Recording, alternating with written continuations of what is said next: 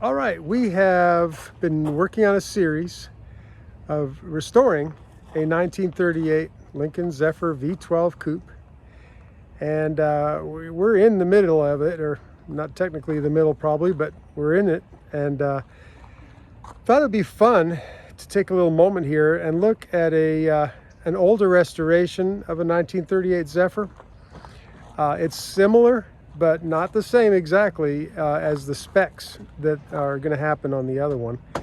So I'm going to take this one. It's quite original in its either its positioning or how it was redone back in the day. So certainly a very excellent example to have a look at. Just a casual look. We'll go for a little drive and just talk about it, and maybe later on do even more. But for now, let's just go for a little drive and just talk about this 38 Zephyr. Didn't check the air in the tires. But I looked at them and they were at least all holding. They were all up. no, I'm not sure how well they're up. The new, right. You drive there through where the 37 is. Right? Well, here we go. Believe me. Like that famous baseball player. Remember him? Which baseball player? Will he make it? Will he make it? So here we go. We have 12 cylinders. They all get thirsty. They need their drink. We'll see if we can make it. I love the dashboard in this thing. Oh, I did this one different. It is beautiful. Yeah, the 39. We're going to do the new 38 like this one. A little brighter.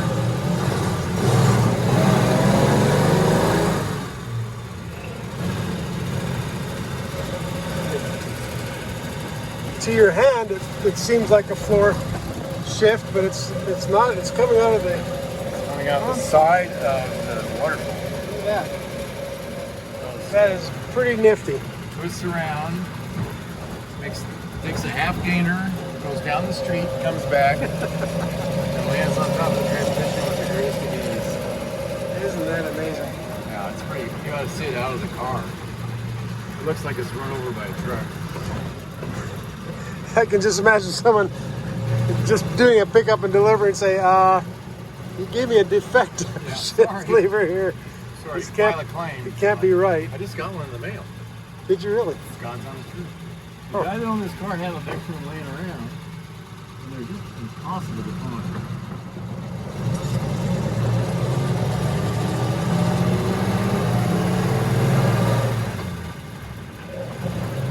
Really easy to drive. I mean, I remember the first time I went for a ride and went over to Alan Decker's place. Yeah. I was a goner after that. You go over bumps and down around corners and you just sit there like this one. Yeah. Like this is not a big deal. Just we're driving in the traffic with everything else. Second gear. Just pulls away, no problem. Look at the pickup they have. Just a second.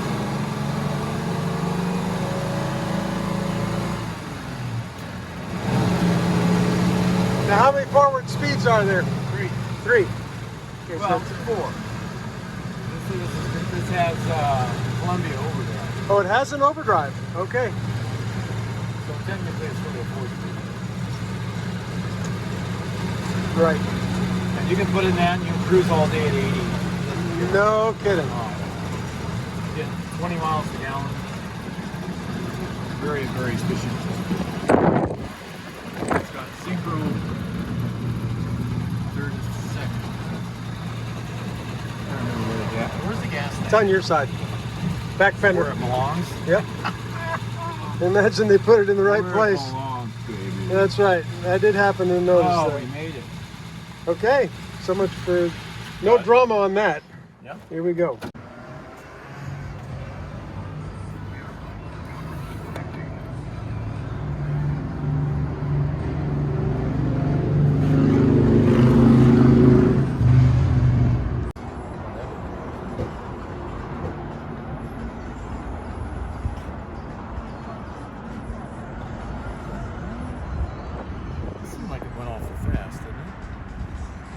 $15? Well, it's 5 gallons.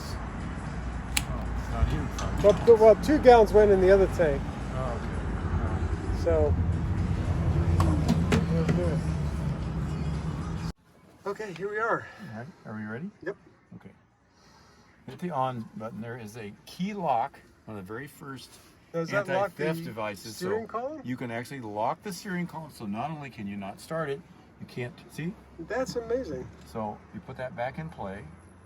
You hit the go on to the on button, which electrifies it, and before it'll start. Okay. Starts kind of hard, doesn't it? Oh yeah. Takes half a second Oh, to yeah. start, maybe. That means somebody who really knew what they were doing did the distributor. Wow, There's that's 2 of great. them. 2 distributors. 2 distributors. Obviously They have in to be perfect sync. time. Yeah, with the engine. Believe me, it takes a lot for a motor to start like that. So we heading to the shop. Yeah, we're gonna go down Central. Okay. See, Zephyrs have their own highways that they travel on. They're not allowed to be on a very common street because they're in an uncommon car.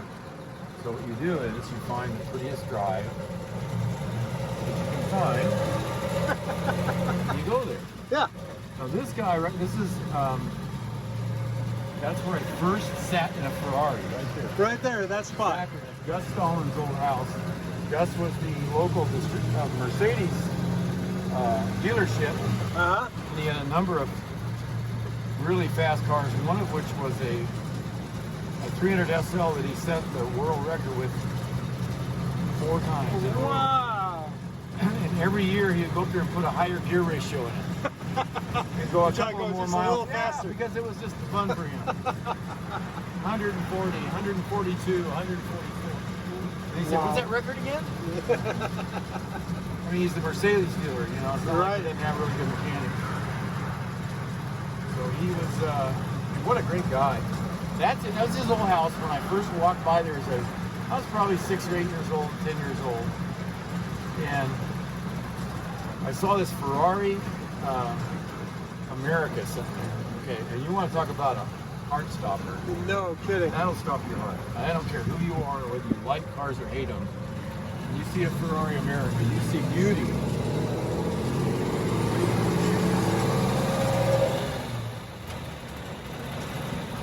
Wow. Yeah. And the fuel gauge seems to be working. It was a quarter tank, now Oh we're my at God. half a tank. Yeah. It actually changed. So I was walking by there and I was probably, I don't know, 6 or 8 years old. Uh-huh. And I could see, Gus was in his garage there wiping his Ferrari down, getting the dust off of it. And he saw the look in my eye and I was just, one of those sad sack, oh my God, look at that car looks. Yeah. And he goes like this, he goes, "Hey, this is back when you didn't worry about, old guys asking you." Right. And he said, "I see that by the look in your eye, you really like that car." And I Yeah. said, "Well, yeah." And he said, You got this joke would you like to sit in it? And I said, "Yeah, Wow. well, yeah. I mean, if you're offering. you're offering, I guess I'm accepting." So I sat in this car, and I'll never forget the feeling of sitting in that car and settling it. The car kind of accepted you, and it kind of wrapped around you, and then that smell of that Italian leather just rolled all over you. Oh my God. It was such a tactile experience. Never bet. forgot it. Wow. What a nice guy. He turns out to be, he would sponsor people at the drag races of all things. Now here's the world record holder in a Mercedes 300 SL Roadster, the owner of a Ferrari America, and he's out at the drag strip. Now does this guy have a car problem? He has. Yeah, He doesn't you know could where say to that. stop with his car. And he would sponsor kids that were obviously talented that didn't have any money. Right. So he would help them out and help them buy, performance cars and things like that. Because he was so Wow. revered. What a great guy. They used to let him sit at the start line at Beeline Dragway. This is back in the 60s.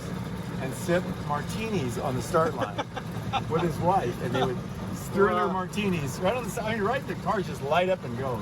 Right. in front of them. I asked somebody, I said, "Who is that guy? How does he get to sit there?" He said, "That's Gus Stallings." Gus Stallings. I know Gus. You remember. Wow. Drag races back in the day. Yeah. Delightful man. Really nice van. That's a great and true Arizona story right there. I got in a drag race with him many years later on Central Avenue. I had a really hot Chevelle, and we pulled up to a light, and he was coming this way over by Central High School here, and this thing was rumbling. It was his Mercedes 300 SL, but it was not a stock car. No, right. And he looked at us and he kind of went, smiled, you know, he gave us the smile like, hey, what do you think of this hot stuff, huh, kid?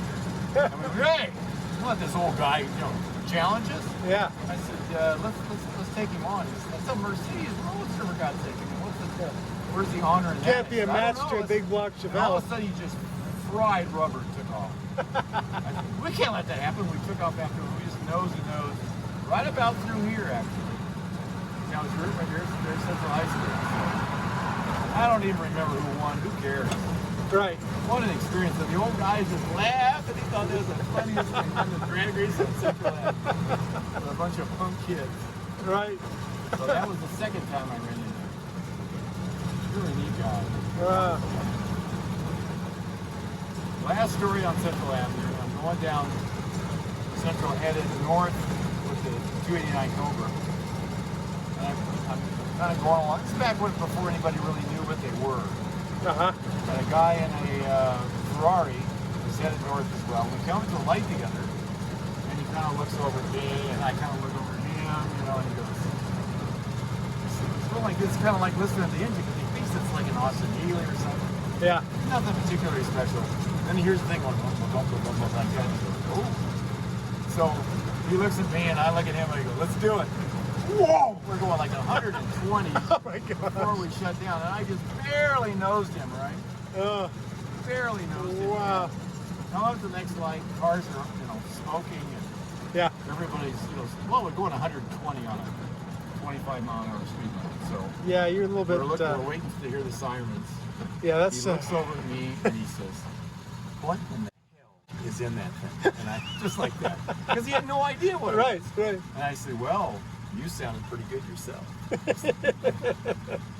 was a great. I mean, he was a really cool guy.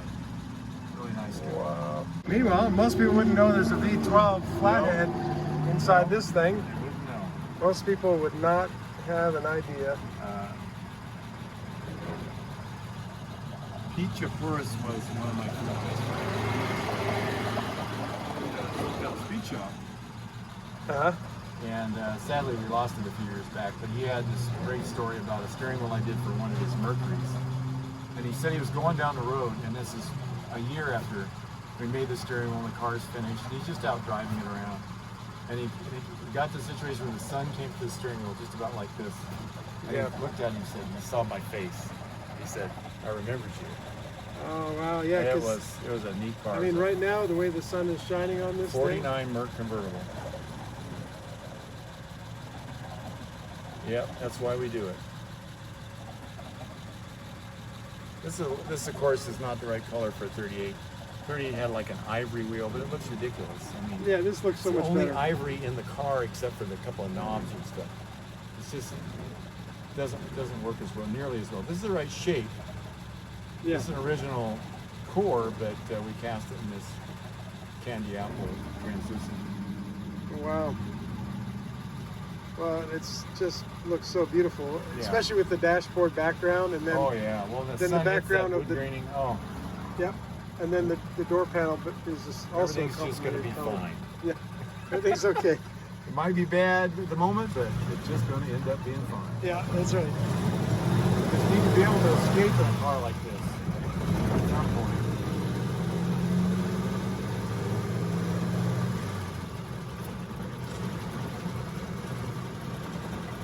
I just got these.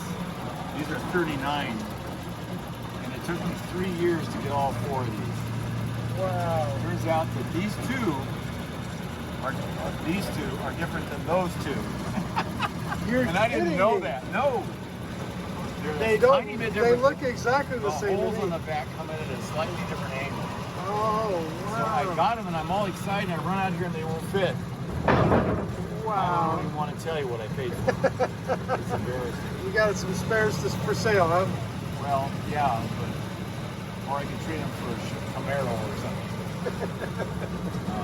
These wind wings actually work. You know, a lot of people look at these; they're a rare accessory. Yeah. But they actually do keep the air from blowing on you. You can either blow it in on you if you want it, where it does blow on. right? Or it'll just vent. These are. I think they're fascinating. These are original accessories. You can still see some of the wood grain. It's not really very good shape, but I just kept it because I wanted to keep the color. Oh yeah.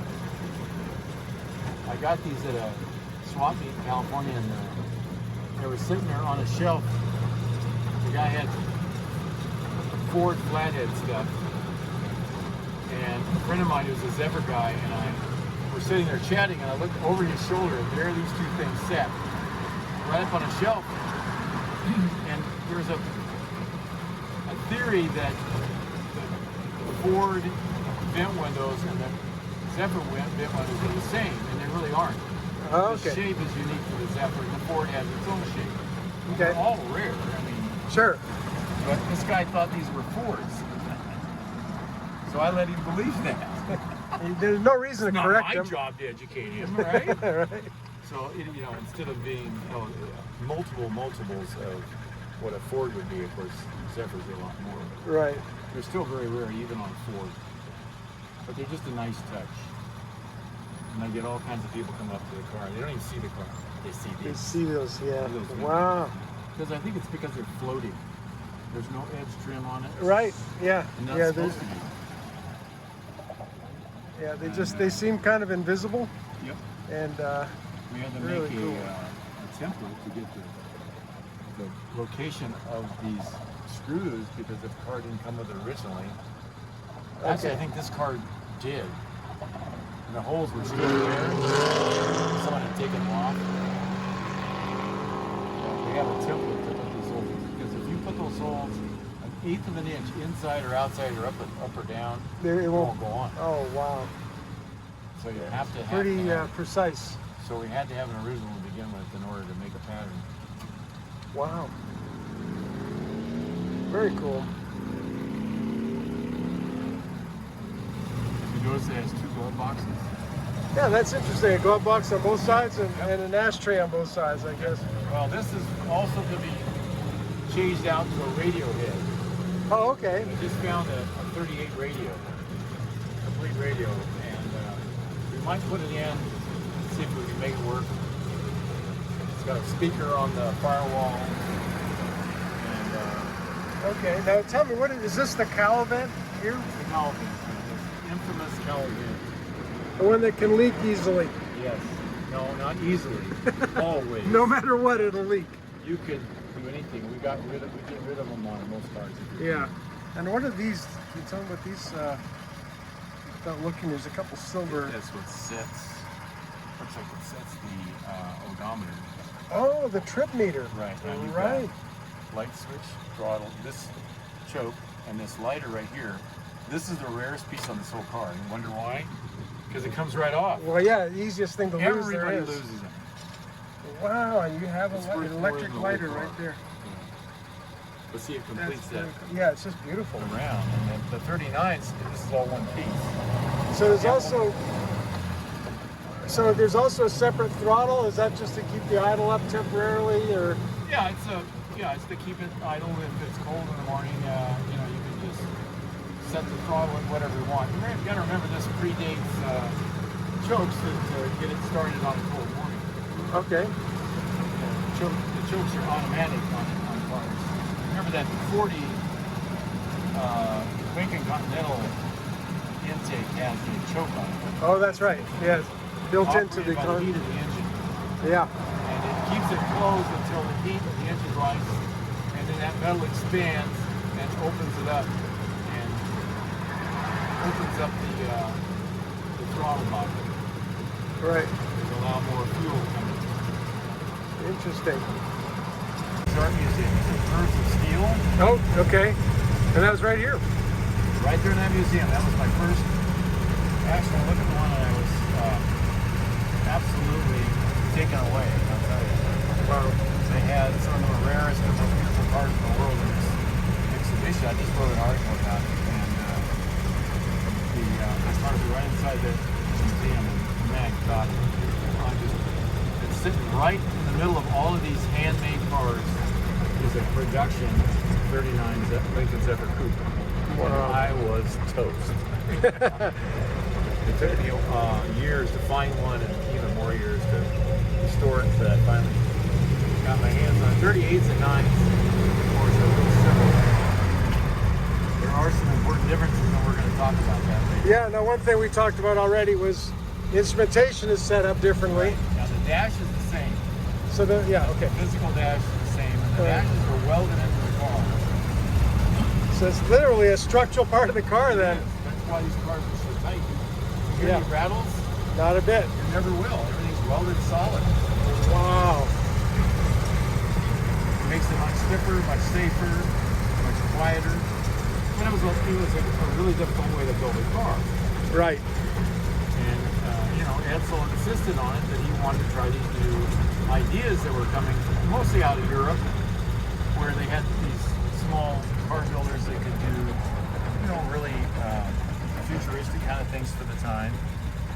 And they'd experiment on all kinds of things, including, of course, aerodynamics. Yeah. And so he made several trips to Europe, and he was familiar with these cars, the Spano Suezes, the Rolls Royces, just on and on and on. And so these custom car builders would build them from scratch, just from nothing, Wow. from a drawing. And a one-off, the guy would come into the little parlor, and they'd say, well, I've seen Rolls Royces. I kind of like the swoopy side, and I like the big tires, and I like, here's the wheelbase I want. And they would just literally design the car in the parlor. Wow. And then the Carrazziola, the little car maker, was maybe 15, 20, 30 people, would actually just create the car that they were. Imagine if they didn't have an idea, then they would have artists come in and do concept drawings, present them to them, and in different colors, Right. different shapes, different rear fenders, different front fenders. Pretty much design the entire car from scratch. And so those cars had no limitations in terms of budget or design or tooling. They just got built as the imagination suggested. And those are the cars that influenced design throughout the world for the rest of the next 50 years. Because they were freehand. There was no limitations in terms of production. While the Zephyr came along, and so Ford, as we talked about earlier, wanted to do something along those lines. Right. And so he gave Bob Gregorie and his team free hand to design something aerodynamic, and they started out with John Tjaarda, who did something in the late 20s, early 30s, and he actually worked at, I believe it was Briggs, which was a manufacturer of Briggs built this car. Okay. For Was Lincoln. Briggs kind of a coach builder It was company? a coach builder. Okay. Edsel Ford's joke was, they would ask him, how long is your production line for Lincoln Zephyr? And it's about 40 feet. that's all he did. It was mostly built at Briggs. Wow. But it was under his direction, and his people would spend a lot of time over there. In fact, some of them actually worked there. And they would work with Briggs, and then they had some of the most talented designers in the world working at Briggs. And they had people working for not just Ford and Lincoln, but they worked for Chrysler, and they worked for General Motors, for a number of people. And one of the reasons that Ford at one point picked up and left is because they were afraid that their new ideas were going to leak over into some of the other car makers, because there was a lot of one-upsmanship going on. Okay. And they wanted to keep these designs secret. Yeah.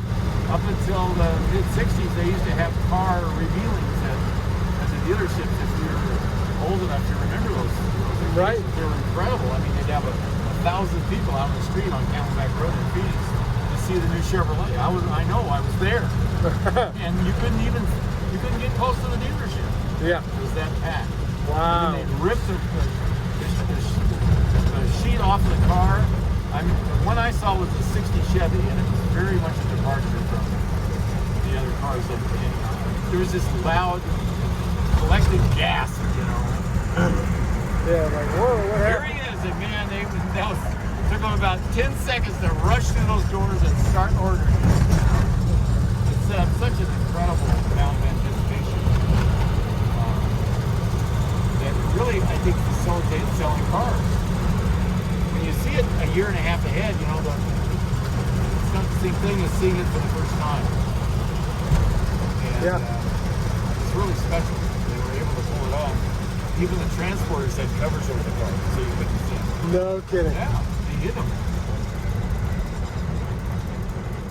They had spies going around. They still do. That's why the modern cars that are out on the test grounds, I see them going up and down the freeway in Arizona, and they'll have this new wrap stuff all over them with all kinds of designs and things. Oh yeah, to right. screw up the Disguise, camera, yeah, so right. the camera can't see what the body lines are. That's right. They test them on their mountain driving in Arizona. But one of the tests that all the factories, I think all the factories, I've seen Dodges, Fords, Chevrolets. So I think it's pretty much common to all of them. Right. We got a car over there. Well, if he is, I'm just going to have to get out of the way. Pardon me, come through. There we go. That second gear, and I'm on. We'll go 80 all day long. Wow. Steered for it. Yeah, so the steering isn't too bad, huh? Steering is very light. You can steer with one finger. But Wow. Yeah. steering wheel has. Nice and tight. That's why they use these big steering wheels, because they have a lot of leverage. Sure. Yeah, that makes sense. This predates car steering, but the steering was very sophisticated in Lincoln, much more so than even a Ford or a Chevrolet. The steering boxes were physically smaller. When you get a bigger gear, it takes less effort to turn it. So Right. That goes back to leverage again. the Buicks are like that. The Roadmaster series had a huge steering box, and the Super that looks just like it had a little tiny steering box. Totally different car. Interesting. Secret from third to second, not the first. Not the first. You got to rev match carefully to first. Yes, you do. Now, people that don't know this, you can drive a car without a clutch. If you have a standard transmission, you do not need to use the clutch. Let me repeat that. The clutch is there to facilitate shifting, but you can operate a car without a clutch. It works like this. You put it in second or third gear, and then hit the starter. And it will chug, chug, chug, chug, chug, and take off. Wow.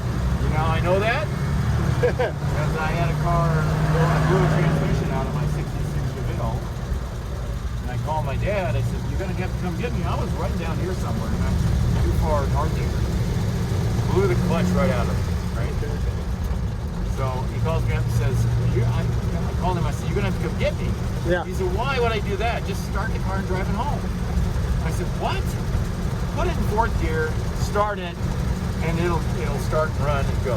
And I drove it like that for 2 weeks. That was the coolest Since you thing. learned that trick. You just got to time the transmission.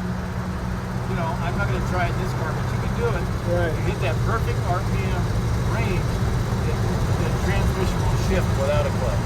Now, how does the overdrive work? You need a clutch for that? Right here, all you do is hit it in third gear, Yeah. you pull it, and push on the gas. Okay. You made it all the way.